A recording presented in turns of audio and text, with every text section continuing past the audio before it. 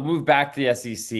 We have Tennessee visiting Alabama, one of the biggest rivalries in the SEC, which was, I think, on the chopping block as a not guaranteed game every year. But I think this was actually restored. Alabama currently 8-point favorites at home in Tuscaloosa. Totals 58 and a half in this one. Feels like a big number to me considering how Tennessee's played so far this season. Yeah, it's a big number. It is a big number, and then you got not Missouri. You got Bama coming off that good win against Missouri.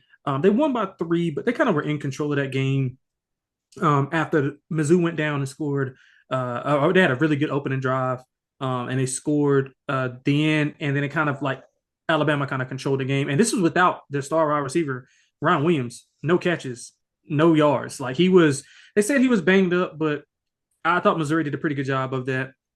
But yeah, I'm gonna take Tennessee on this one. I mean, it's a great data point for both teams. Bama's. We talked about this previous. I think we previewed a couple of Bama games earlier, but we talked about the importance of Jam Miller.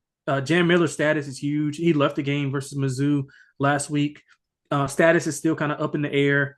What he means to this offense. Ty Simpson's able to play action.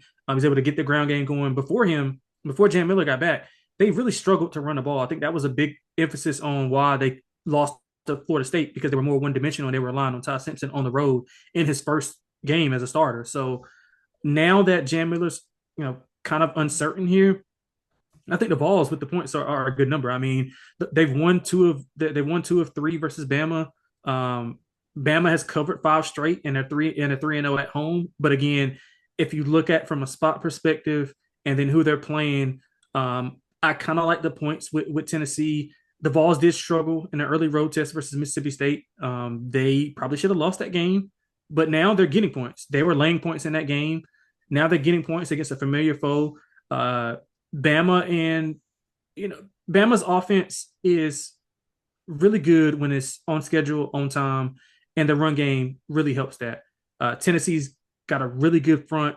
The secondary can be exploited a little bit, but I'm worried about the Tennessee. I'm worried about the pressure that Tennessee could be able to put on Alabama. So the offense, I think, will be fine. Aguilar and those guys will score points. Hyper will be able to score his points.